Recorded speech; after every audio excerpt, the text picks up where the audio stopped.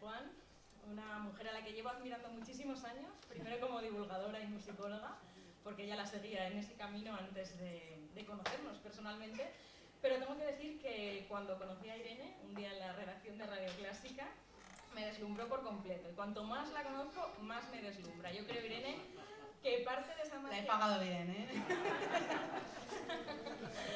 No lo vamos a negar, pero no, es así. Y esa parte de esa magia que dices en los agradecimientos del libro que encuentras tras los ojos de tus hijos, que están hoy aquí, Leo, Adrián y Aquiles, pues yo creo que esa magia es reflejo de tus propios ojos, Irene. Así que muchísimas gracias por este libro, con el que estoy segura que muchos amantes de la música y el conocimiento van a pensar como Beethoven, que la mejor forma de disfrutar del tiempo es pasarlo en compañía de nuestra querida música. Es un libro para degustar a fuego lento, que se disfruta plenamente cuando se lee y se escucha. Yo no he podido acabar el libro leyéndolo y escuchándolo a la vez, pero es un plan de verano, sí que he hecho hasta el capítulo 4 con todas las audiciones una a una, y es realmente, yo creo, donde está pues, la magia también de este libro. En este rato que tenemos juntos, no queremos desgranar por completo el libro, creo que lo interesante es que cada lector lo explore, pero sí esperamos que sea una buena ocasión pues, para conocer mejor a Irene y descubrir algunos de esos ingredientes que vamos a encontrar entre estas páginas. Y voy a empezar pues, por el título, que creo que es lo más obvio, Irene, porque además ponerle un título al libro no debe ser tarea fácil, casi como a un hijo, ¿no? Pero creo que este es muy interesante porque además, según vas leyendo, compruebas que es un título en el que además de haber música, hay filosofía, hay literatura y hay mucho romanticismo, claro está. ¿Cómo llegaste a cantar el infinito? Bueno, buenas tardes primero a todos. Estoy muy emocionada de veros hoy aquí. Estoy encantada de tener a Clara, que ya hemos hablado de cómo me tenía que poner. Y bueno, pues cantar el infinito, la verdad es que yo no soy de pensarme mucho en las cosas que hago, en el sentido de que de pronto me llega, no sé si eso se le llama inspiración o se le llama raptus o qué, pero de repente me llega el título. Y que conste que cuando pensé cantar el infinito, digo, esto no es un título así inmediato, porque lleva un infinitivo, cantar, pero tenía que ser cantar el infinito. ¿Por qué? Porque cantar es expresarse musicalmente, generalmente con algo ligado a la palabra, que es justamente de lo que trata el libro, de la relación entre música y palabra. Y el infinito es un concepto clave dentro de la filosofía idealista, esa corriente filosófica que se inicia a finales del XVIII, que tiene una gran importancia, sobre todo en el área germánica, durante al menos toda la primera mitad del XIX. Y esa filosofía idealista es la que vertebra la sustancia, es lo que unifica a los diferentes compositores que he elegido en el libro. Así que por eso fue cantar el infinito, tenía que ser así. Y ya que hablamos del título, Irene, además de musicóloga, eres pianista, pero el canto está también muy cerca de ti. Imagino que ya desde el propio piano, y de hecho en el libro pones ejemplos de literatura para piano íntimamente ligada a la palabra, pero trabajas ya desde hace años con textos explícitos y con la música vocal pues en diferentes ámbitos, en tus programas en Radio Clásica, en tus trabajos con el Teatro Real. ¿Cómo conviven música y palabra a lo largo de tu camino? Pues la verdad es que si yo me pongo a mirar atrás, creo que toda mi vida he estado haciendo justo eso, ligar la música y la palabra. Si me voy a mis primeros recuerdos como estudiante de piano, yo me recuerdo en mi casa jugando con el piano, aprendiendo mis piezas, que aprendía con la edad de mis hijos, y les ponía historias, me inventaba historias a partir de ellas.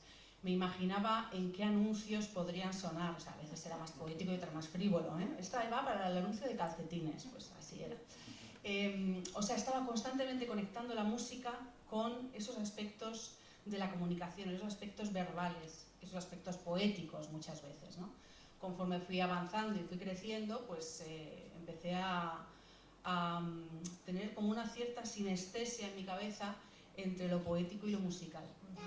Y me llamó enormemente la atención cuando ya era una estudiante de grado superior y me iba especializando, me llamaba mucho la atención cómo la música era capaz de hablar de muchas más cosas que de la música en sí misma. cómo la música hablaba de la filosofía, hablaba de la literatura, hablaba de lo que le había pasado a un compositor. Ese componente de la música, de expresar cosas, me llama la atención sobremanera, ¿no? Y es algo que pienso que me identifica como intérprete y como musicóloga. Hablas también en el libro, Irene, de experiencias reveladoras, como ver las estrellas, por ejemplo, desde lo alto de una montaña, una experiencia que tengo que decir que yo también viví de pequeña y me provocó una sensación absoluta de infinito, igual que cuando escuché, por ejemplo, por primera vez una orquesta.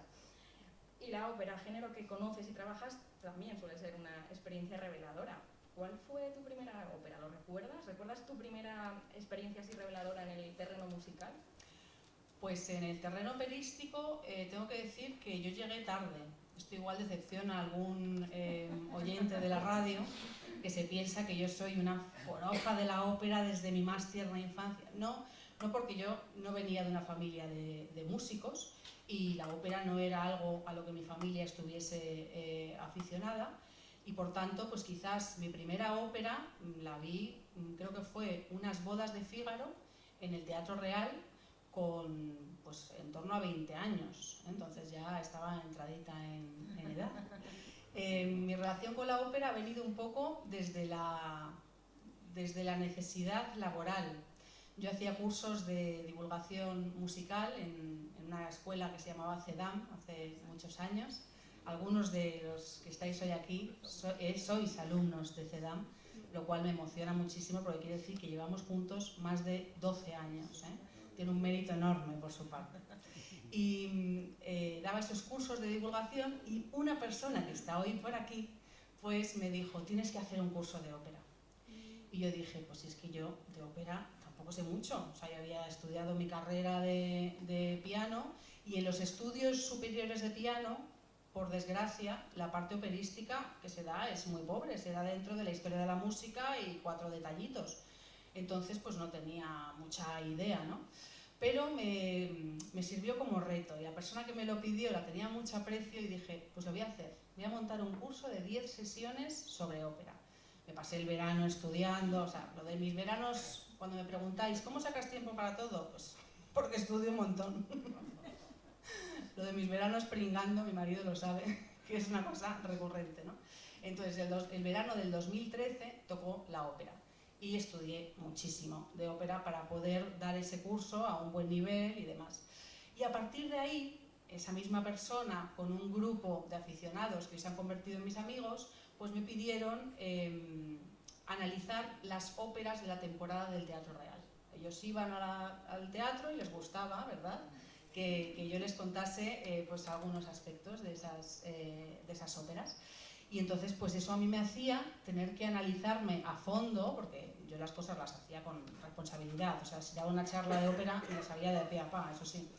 Entonces me hacía analizarme a fondo pues prácticamente toda la temporada del Teatro Real. Y claro, a base de hacer eso un año y otro año y otro año, pues uno acaba sabiendo hablar de ópera y analizar ópera, ¿no? Y mi vínculo con la ópera en el terreno radiofónico empezó con mi querido Luis Ángel de Benito, que es un maestro y un referente para mí, y es uno de los prologuistas del libro, que me invitaba a su exitoso programa Música y Significado, me invitaba a analizar óperas. Analicé la Bohème, Turandot, y entonces a partir de ahí pues nació, ¿no?, ese vínculo entre la ópera y la radio. Y creo que va a continuar ese vínculo, no voy a decir nada más. Sí, tiene pinta de que me vais a escuchar analizar ópera próximamente. Bueno, has nombrado a Luis Ángel de Benito, que junto a Juan Carlos Garballo pues son los dos prologuistas de Cantar el Infinito. ¿Por qué debían ser ellos y no otros? Bueno, Luis Ángel porque es mi mentor, es una persona que fue fue profesor mío en el Conservatorio Superior de Música. Fue una persona que me abrió las puertas hacia este estudio del significado musical, me dio mis primeros libros, mi primera bibliografía, etc. Y a lo largo de mi primera etapa, ¿no?, como profesional de esto, pues me fue abriendo puertecitas. Primero la de su curso que imparte en Cuenca sobre análisis musical, después la de la radio. Fue una persona que siempre estuvo ahí a mi lado y me apetecía mucho que estuviese. Y Juan Carlos Garballo, porque es un pianista al que admiro mucho y me encanta que esté aquí, por supuesto. Es una referencia también desde el punto de vista pianístico. Bueno, y además es poeta, entonces también se vuelve a unir esa parte de lo musical y la palabra. De hecho, son dos prólogos que se complementan muy bien, ¿no? Sí, son sí, dos visiones distintas del libro. Y con la ventaja de un prólogo en 2 páginas, porque a veces te escuchen 20 sí, páginas de prólogo, ¿eh? Esto ha sido muy escueto los dos, 2 páginas uno, 2 páginas y media otro y listo. Muy equilibrado, señora. Bueno, como hemos dicho, no vamos a desgranar todo el libro, pero sí vamos a detenernos un poco en el capítulo 4, ¿verdad, Irene? Donde nos encontramos al más importante representante de la música poética del siglo XIX. Lo he leído esto en Cantar el Infinito, que no es otro que Robert Schumann, el que también escribes que expandió el infinito hacia adentro en sus años de juventud. Curiosa expresión. Y de la extensa obra de Schumann decides pararte, decides quedarte con el carnaval. ¿Por qué? Bueno, Robert Schumann para mí es mi debilidad. Es un gran compositor del romanticismo, por supuesto, pero cuando se le pone en relación con Brahms, con Chopin, con Mahler, pues siempre, muy a menudo, mis compañeros musicólogos dicen, sí, pero no es tan perfecto. Robert Schumann no es tan perfecto como puede ser Brahms, pero es tremendamente humano y está tocado por una forma de integrar lo literario y lo musical absolutamente, bajo mi punto de vista, absolutamente maravillosa. Él era un gran lector, era hijo de un librero, entonces leyó de niño todo lo que estaba escrito, nunca mejor dicho, y se enamora especialmente de la literatura de Jean-Paul Richter, un literato de la segunda mitad del siglo XVIII, muy particular, muy original, ¿no? Y entonces Schumann lee de una manera voraz a Jean-Paul Richter y digamos que absorbe la esencia de su literatura y la convierte en música instrumental. ¿De qué trata la literatura de Jean-Paul Richter? Pues suele tratar de personajes que rompen con los cánones en medio de una sociedad burguesa donde todos están muy bien educados y bailan valses y tal y cual. Llegan esos personajes que son personajes que rompen con ese canon, ¿no? Y Schumann va creando, dentro de su imaginario, dentro de su sensibilidad, va creando alter egos de esos personajes que encuentra en aquellas novelas. Y empieza a crear su música de una manera parecida a cómo narra Jean-Paul Richter sus obras. Y eso se percibe especialmente en una obra que es El Carnaval. Pianísticamente, tradicionalmente es una obra pues muy brillante, pianística, que la gente toca de una manera muy brillante cuando se toca bien el piano, pero no demasiadas ocasiones te encuentras a pianistas que realmente entiendan lo que hay bajo ese carnaval. Parece que es una colección de piezas bonitas, pero en realidad es una colección de música revolucionaria, de música dispar, de música que está efectivamente absolutamente conectada a esas formas de narrar que tenía Jean-Paul, ¿no? Por eso me llama la atención y por eso le he dedicado mis páginas. Y creo que además nos basta dedicar ahora también parte del sí. carnaval, porque además Schumann no solo era un gran pianista, un gran compositor, bueno, pianista, vamos a dejárselo a mi tocaya, porque es verdad que por ahí tampoco, pero era un gran compositor, pero también escribía, era un gran crítico musical y no siempre firmaba con su nombre, ¿verdad? Efectivamente. Schumann, yo me siento un poco Robert Schumann, salvando las distancias entre el genio y yo, entendedme por favor, no es pretencioso, en el sentido de que era una persona a la que le devoraban las inquietudes. Tenía demasiadas inquietudes como para dedicarse a algo de una manera cerrada, ¿no? Y yo me siento un poco así. Yo he sido pianista, pero he sido una pianista que necesitaba leer de lo que estudiaba, ¿no? Soy musicóloga, pero soy una musicóloga que necesito estar en el piano. He hecho música, pero me interesa muchísimo la filosofía y la literatura. Entonces, esa amalgama, ese querer absorber el mundo, digamos que empatizo mucho con ello. Y Schumann era así, absolutamente. Él de niño estudia música, aprende literatura gracias a su padre. Cuando muere su padre de adolescente, su madre le dice que tiene que hacer derecho, que es la carrera de gente de bien, y él pues empieza a intentar hacer derecho, pero enseguida le dice a la madre que mi vida han sido 20 años entre la prosa y la poesía, o lo que es lo mismo, entre la música y el derecho. Este hombre necesitaba ser poeta, pero poeta de la música, ¿no? Entonces se mete a músico y dice, pues venga, con 18 años voy a ser concertista. Y empieza a tocar el piano, empieza a estudiar muchísimo el piano y tiene tantas ganas de comerse el escenario que se pone a hacer ejercicios técnicos con unas máquinas que eran muy populares en la época, que eran máquinas para fortalecer los dedos. Había una que se llamaba el dactilión, que eran unos anillos que te metías en los dedos y entonces tenía unas pesas y entonces pues generabas un fortalecimiento o te lesionabas para toda la vida, que fue lo que le pasó a él, ¿no? Entonces, bueno, pues es una carrera pianística que se queda ahí en el camino. Y luego se mete a ser compositor y a la vez se convierte en el director de la que va a ser la revista musical más importante de Alemania. Y desde ahí hace crítica musical. Hace una crítica musical absolutamente creativa, poética, libre, etc. Y firma con dos alter ego que son Eusebius y Florestan. Son dos alter egos que conviven en el psiquismo de Robert Schumann, porque ahí habría que hablar también de una predisposición mental a la disociación que tenía y que le llevó por muy mal camino desde el punto de vista psicológico. Y bueno, pues son dos personajes que mete dentro de su obra El Carnaval. Y entonces yo os los voy a presentar desde el piano.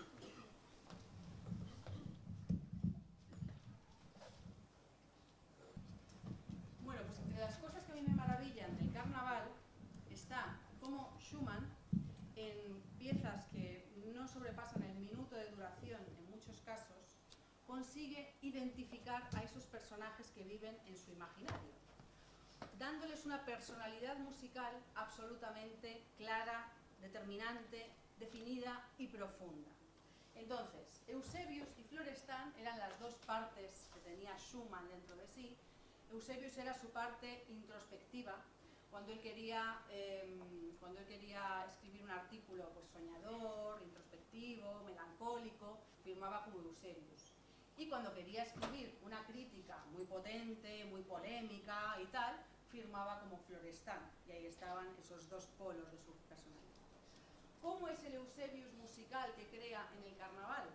Pues es un individuo meditativo, valento, meditativo y que no acaba de encajar en el mundo, como esa parte suya introspectiva que no acababa de encajar en ningún sitio.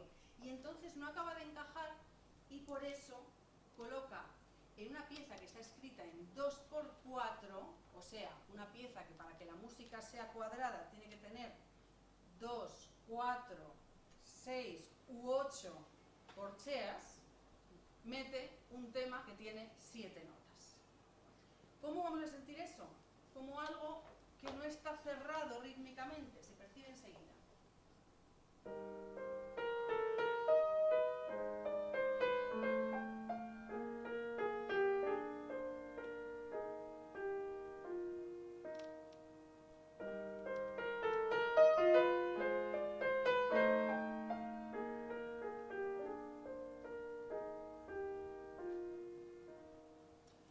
Pero además, Eusebius es un soñador, pero es un soñador que, como es tan delicado, tan introspectivo, no llega a consumar sus sueños. Y eso se puede escuchar en estos ascensos que vamos a escuchar ahora, sumamente inspiradores, hacia arriba, pero que caen, que no acaban de consumar.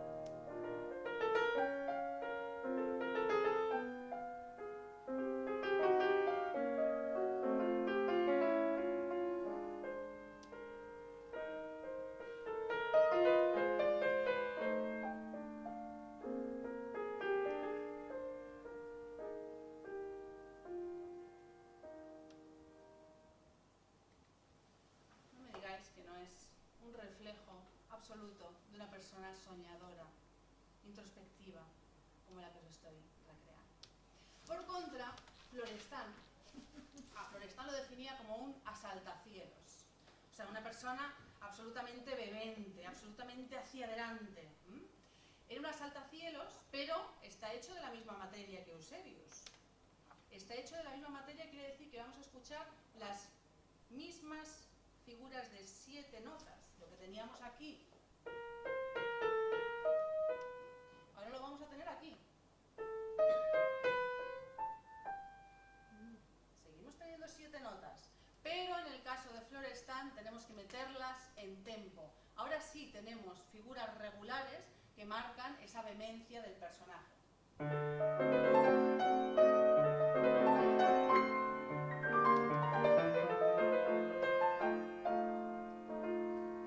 Y a Florestan le pasa una cosa.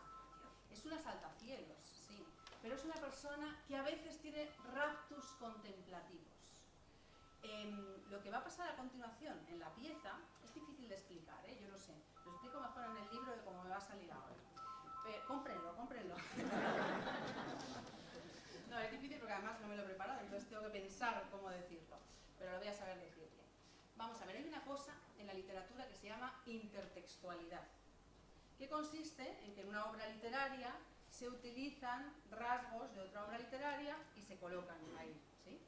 Jean-Paul utilizaba la intertextualidad constantemente, o sea, los personajes de unas obras se colaban en otras, siempre sucedía. Y aquí Schumann va a utilizar la intertextualidad, porque va a aparecer un fragmento de una obra de Schumann anterior al Carnaval que se llama Papillon. Papillon, que quiere decir mariposas. Papillon opus 2 comienza con un tema como este.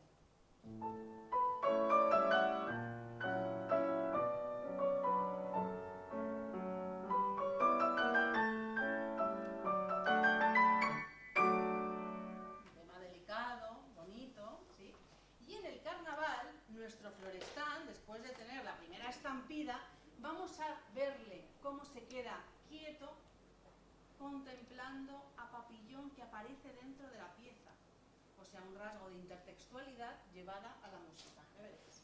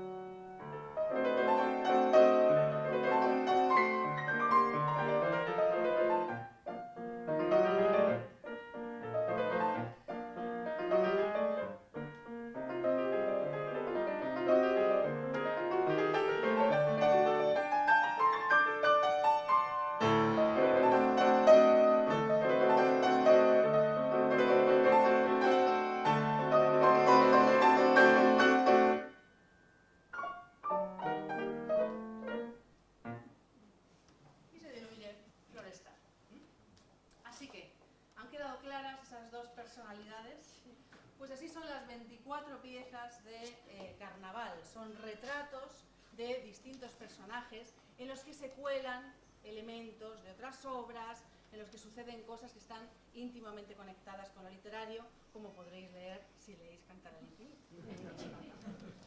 Bueno, creo que se merece un aplauso tu interpretación.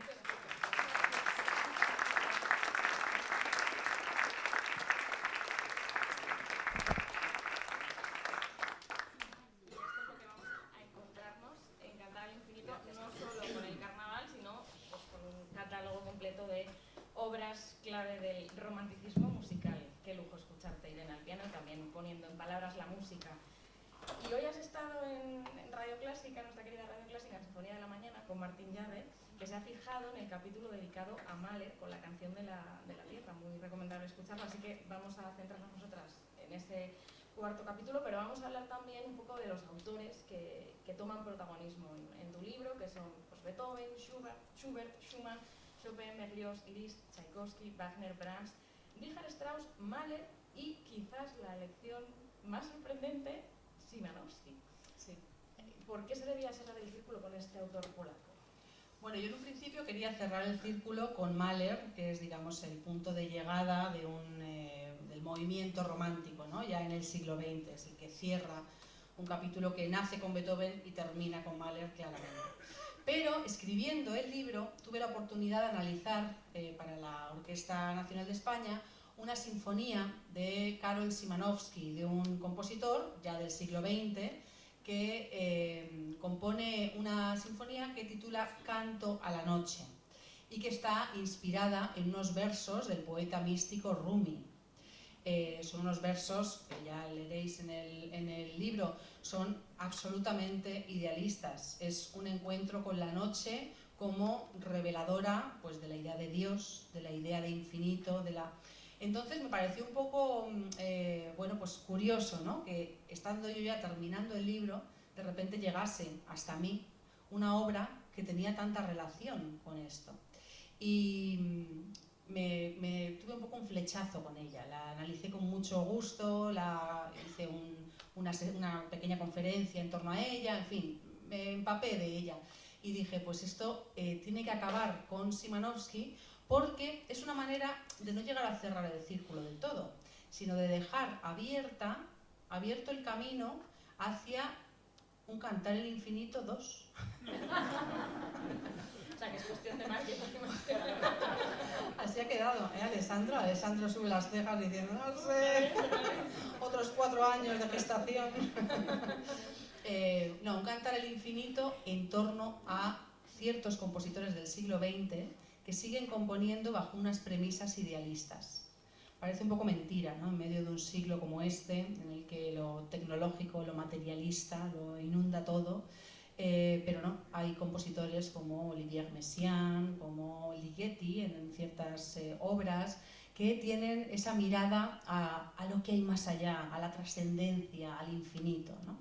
Así que por ese motivo situé a Karol Szymanowski ahí, aparte de también porque siempre he tenido un poco de cargo de conciencia con este libro, porque sentía que estaba hablando constantemente de obras que todo el público conoce.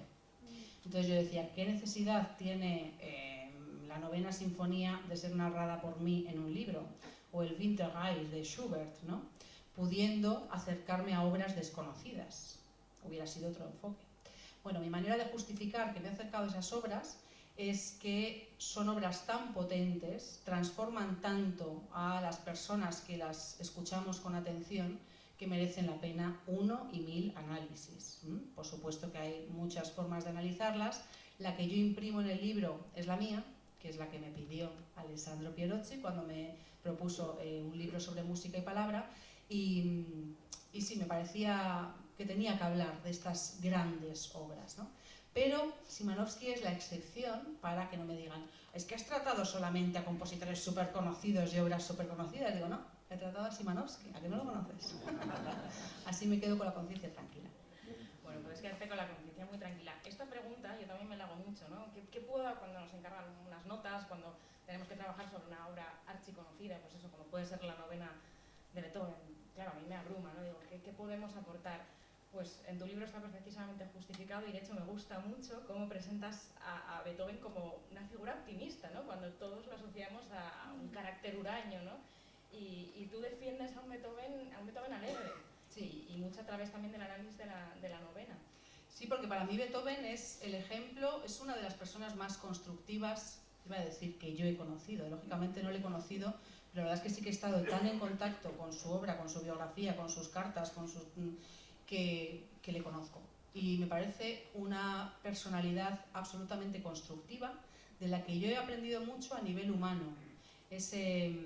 Primero ese luchar contra el destino, contra lo que te toca, ¿no? Esa forma de rebelarse contra ello y de encontrar un vehículo artístico para expresarlo. O sea, ese canal que tenemos los que nos dedicamos al arte, de poder expresar las cosas que nos superan a través de algo, es profundamente sanador, ¿no?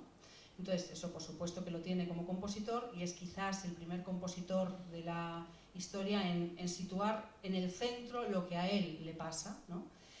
pero luego tienen ese último estilo suyo, que yo he analizado mucho desde el piano y desde la musicología, tiene ese concepto de abnegación espiritual, ese concepto de, por mal que te vaya la vida, aceptar, nutrirte y transformarte hacia adentro. Eso es lo que hace Beethoven los últimos años de su vida y lo que se refleja en su música. Y Beethoven acaba su vida pues sordo, con unos problemas de todo tipo de salud, con unas relaciones sociales espantosas, sintiendo que su época ha acabado, que es más famoso Rossini que él en Viena. Acaba de una manera muy desagradable, pero interiormente está absolutamente nutrido de lecturas, nutrido de lugares a donde se va con su música, que nadie había viajado jamás. Entonces me parece que es una persona que acaba sus días alegre, acaba sus días creyendo en la alegría, de ahí que también acabe sus días con, o casi acabe sus años, sus últimos años, con una obra como la Novena Sinfonía. Dices de hecho de Beethoven que pasó de combatir con la vida a negociar con ella. Sí. Y eso añades... es un de los 40. O sea, claro, crisis en España. Vamos a empezar a aceptar las cosas porque si no ya... Y dices de Beethoven, de aquella batalla interior nacería un nuevo hombre, un Beethoven que encontró en su interior la clave para situarse en una nueva dimensión artística y vital. ¿Consideras tú que con los 40 también estás en una nueva etapa de tu vida artística y vital? Por supuesto que sí, sí, sí. Los 40 a mí me vinieron, me dieron un buen meneo, si se puede permitir la expresión, y por supuesto que estoy en una etapa muy, muy distinta a la que era antes de los 40, pero conservando pues, cosas como tenía antes. Hablabas antes de Rumi, con el que comienzas, de hecho, el libro, con esos versos sobre la noche estrellada, y es que cada capítulo pues, comienza precisamente con una cita. La mayoría de ellas son de músicos, de Beethoven, de Chopin, de Wagner, pero hay un capítulo, el tercero, que comienza con la siguiente cita: el infinito se hace abismo al mirarlo desde arriba. ¿De dónde surge, cómo surge y quién escribe esta cita? Pues la escribo yo. Y es uno de mis raptus, ¿no? de mis visiones. O sea, pues efectivamente el infinito es algo maravilloso, es expansión, es buscar lo que hay más allá, pero cuando ese infinito, según en qué ángulo se mire, se puede convertir en un abismo. Puede ser una cosa que da mucho miedo y que te puede llevar a la destrucción. Y eso pienso que condensa buena parte de lo que es el romanticismo. Son compositores, creadores, artistas que miran mucho hacia arriba, hacia lo que está más allá, pero que también tienen el riesgo, cuando miran hacia abajo, de caer en un abismo. Hemos hablado un poco del destinatario en el que piensas al escribir este libro, el amateur, dices, el que ama la música y que sin ser profesional pues desea saber más, ¿no? Aunque también es una lectura pues, de disfrute y aprendizaje para un músico profesional, para mí lo ha sido. ¿A quién te gustaría que llegase este libro y qué te haría más ilusión que se llevase tras leer sus páginas? Bueno, el lector tipo de este libro es que tengo caras. O sea, yo realmente cuando estaba escribiendo y perdía un poco el norte, cosa que me ha pasado bastante, que nos lo diga Alessandro, ¿verdad? Y yo le decía, Alessandro, yo para poder avanzar tengo que reconocerme cuando me lea. Y al principio no me reconocía, decía, pero esta pelma, ¿quién es? Entonces, cuando me pasaba eso, yo cerraba los ojos y veía las caras de esas personas que me habéis acompañado durante tantos años en mis cursos de música. Entonces, veía caras que ahora mismo estoy mirando por aquí. Entonces, ¿a quién va dirigido? Sobre todo a vosotros que me habéis aguantado. O sea, sobre todo a ese público amateur, que es el que ama, es que me parece una palabra preciosa. Muchas veces se dice, no, bueno, es que este es un amateur. Un amateur, ser un amateur de la música es lo mejor que hay. Eres el que ama la música, no el que vive de ella, sino el que la ama, ¿no?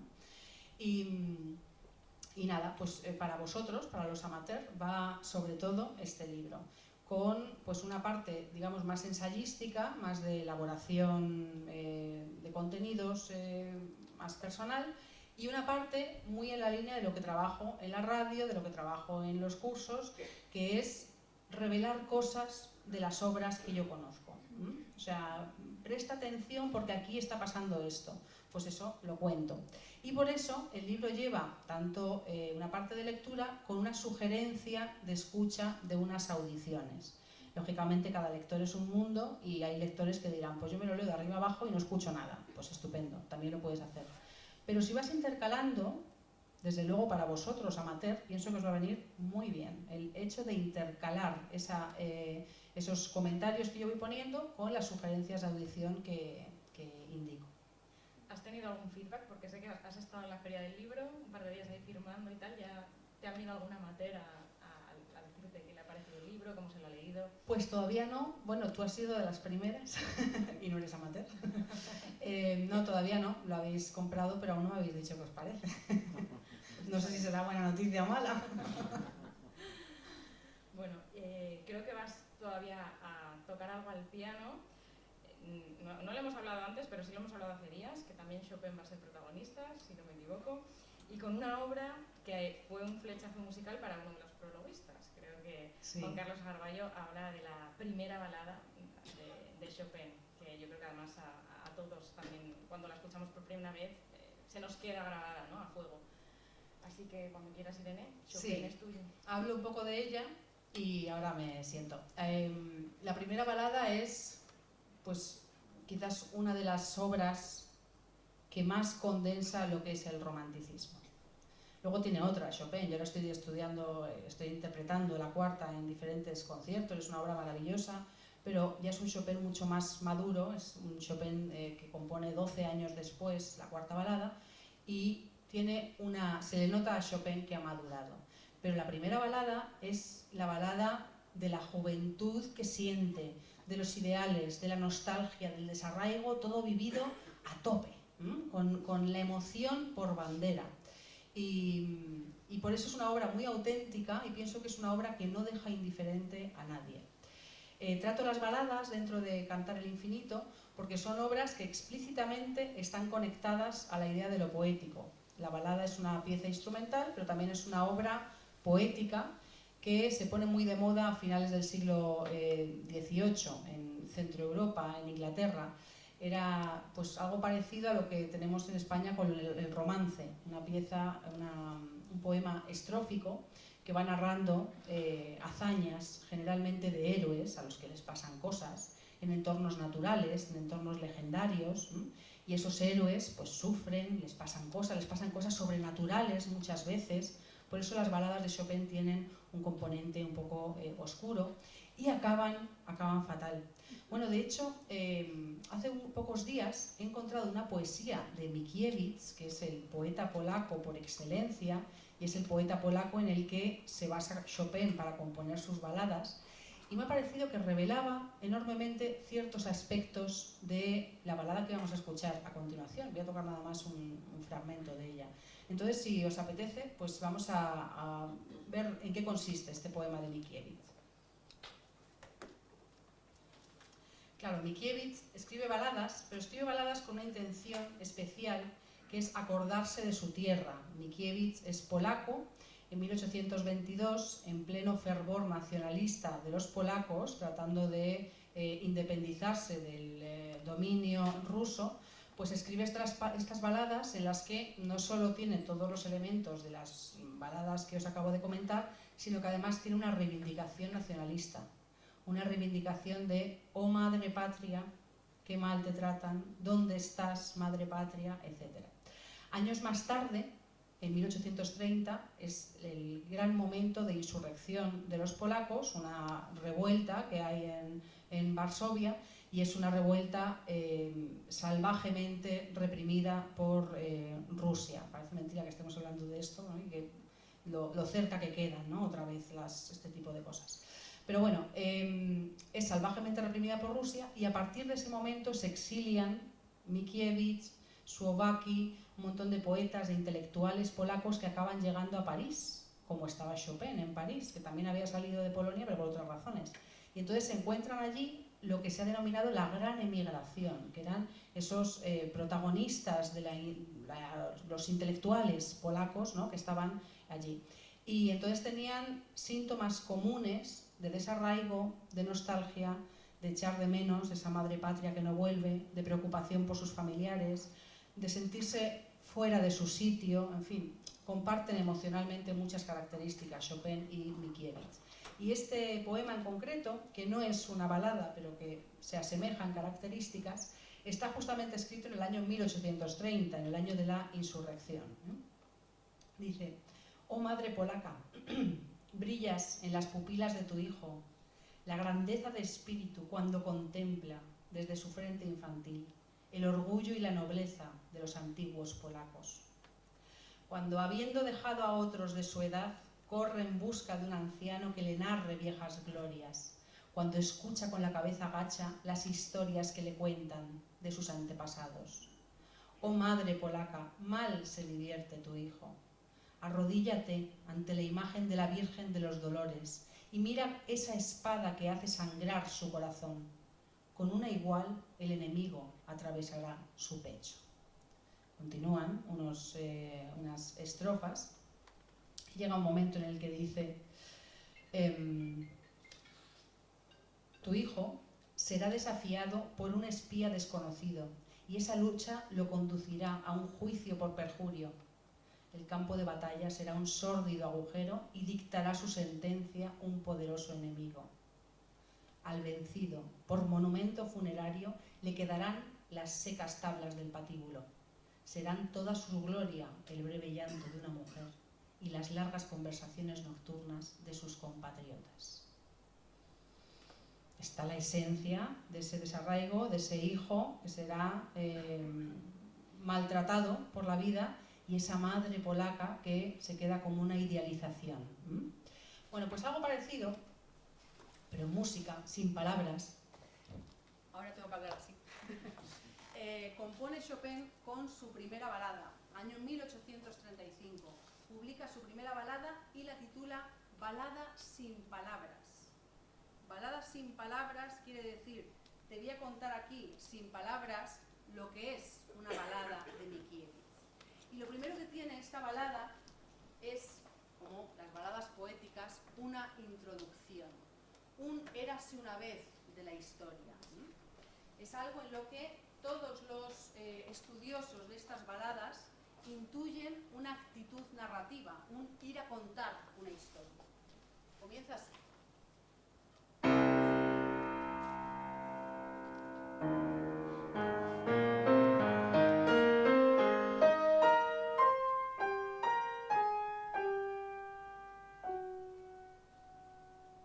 Y ahora el piano habla.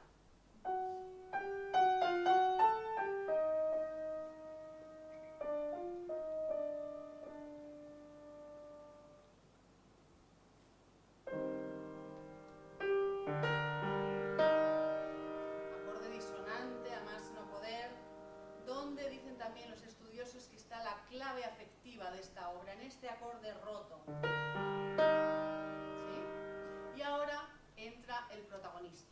Si en las baladas de Mickiewicz los protagonistas son héroes, en las baladas de Chopin los protagonistas suelen ser personas de carne y hueso. Personas generalmente nostálgicas, frágiles, que se lamentan, como probablemente era Chopin. Así que aquí tenemos un vals triste como personaje principal. Un vals triste que además, Chopin no era tonto y su música tenía que gustar al público de la época. Un vals triste que encaja perfectamente con el concepto de música de salón que había en la época.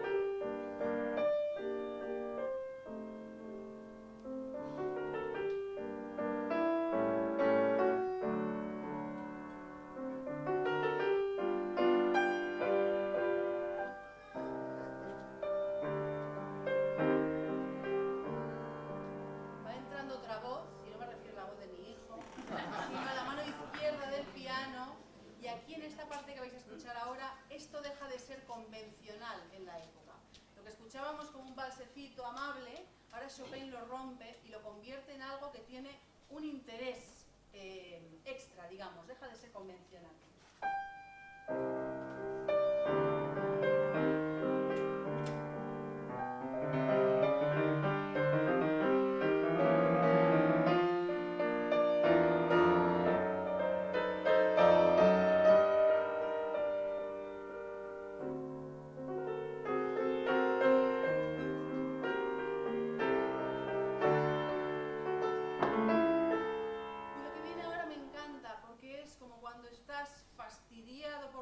Tremendamente, pero de repente te acuerdas de algo feliz. Llega aquí y se va a un sitio completamente lejano.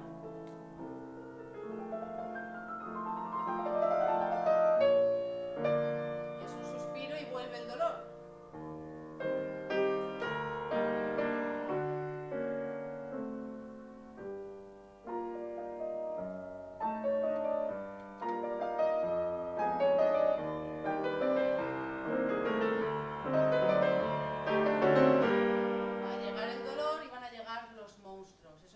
Esa violencia que está condensada en la poesía de Mickiewicz la vamos a ver en las siguientes páginas.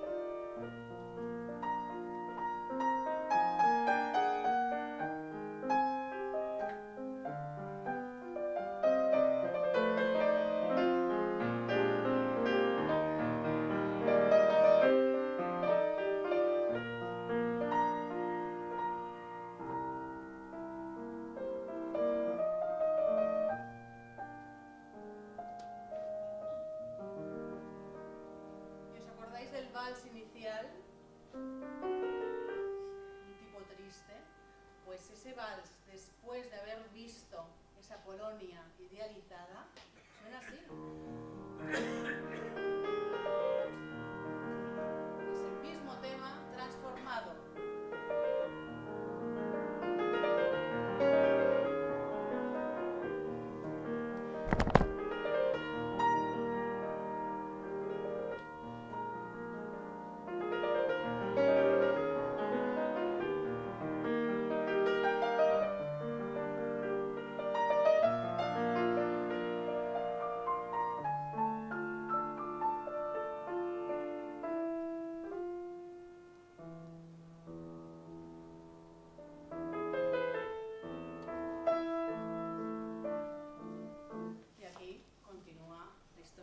Continuará, te dejo.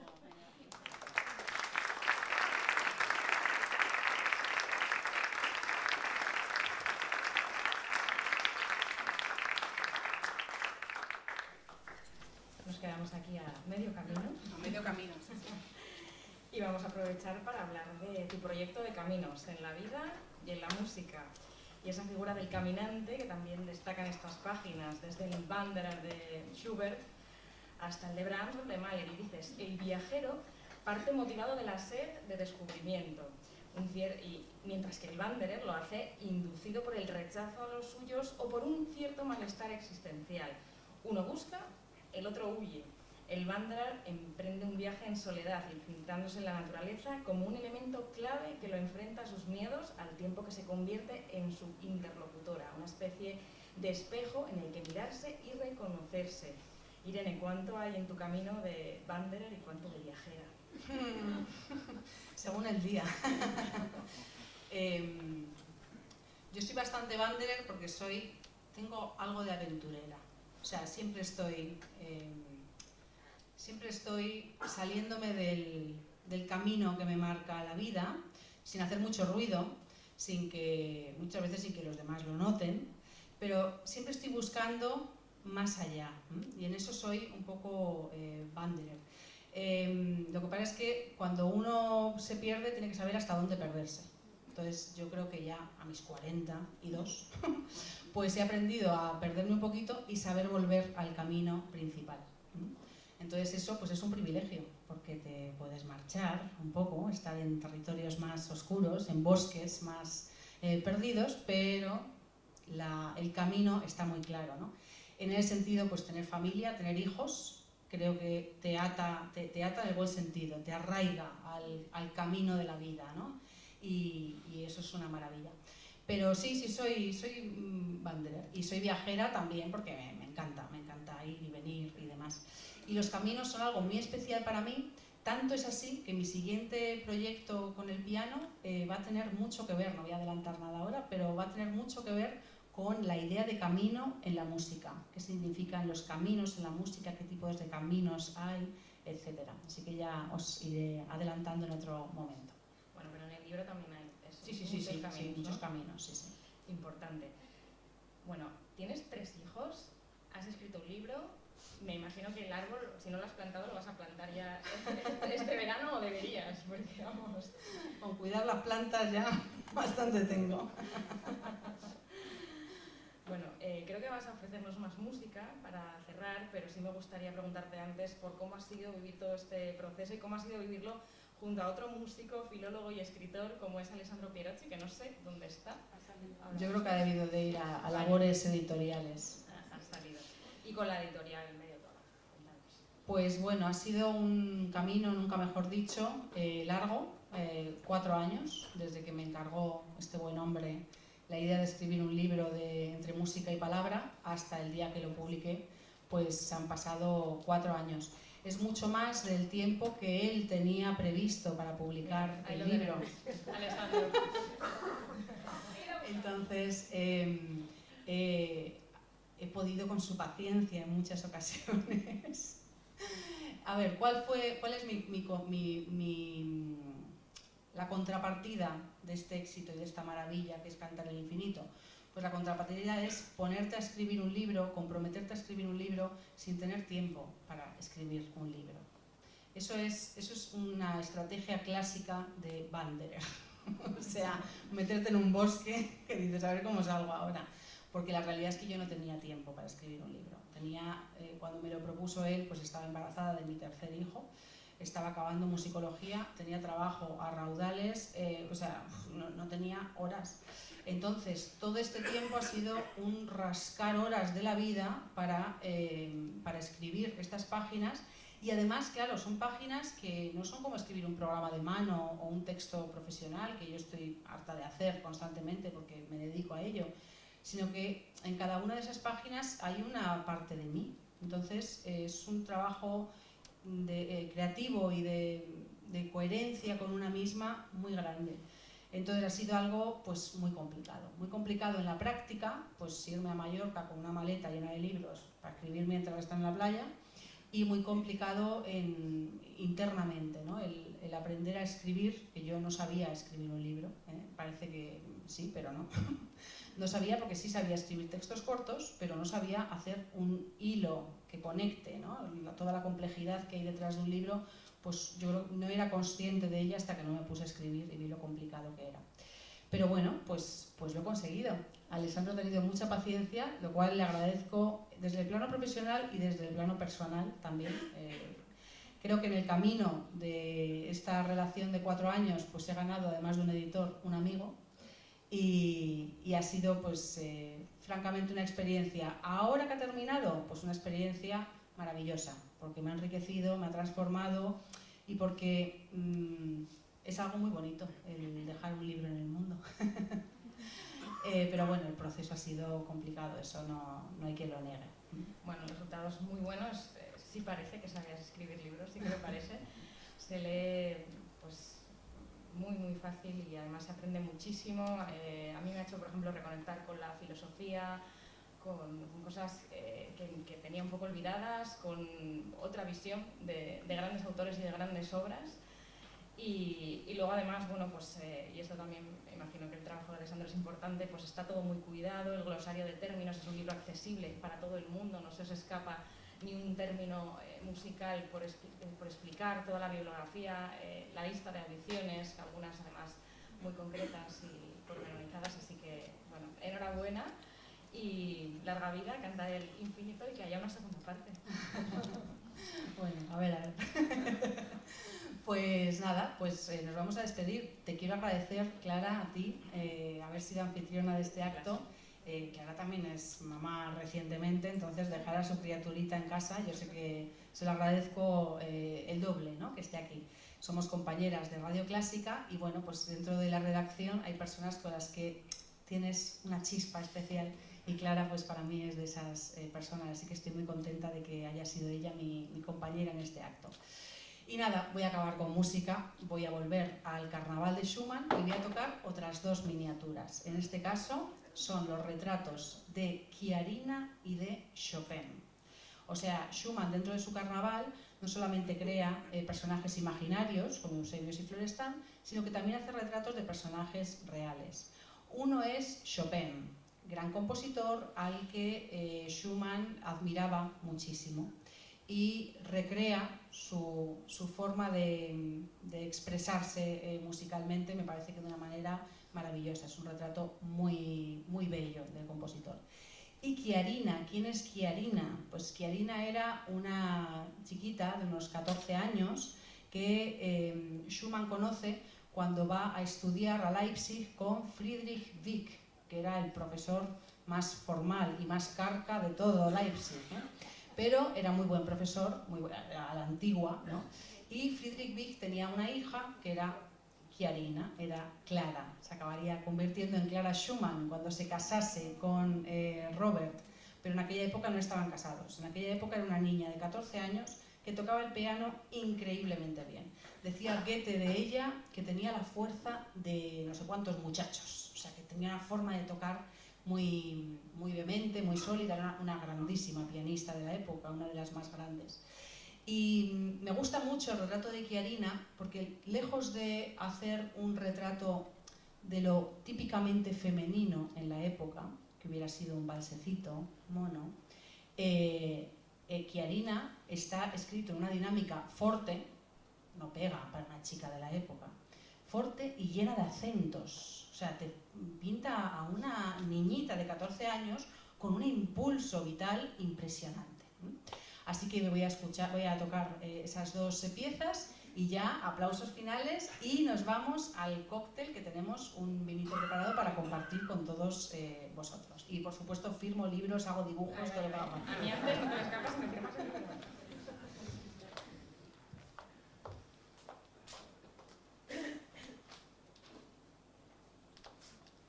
Primero Chiarina, después Chopin.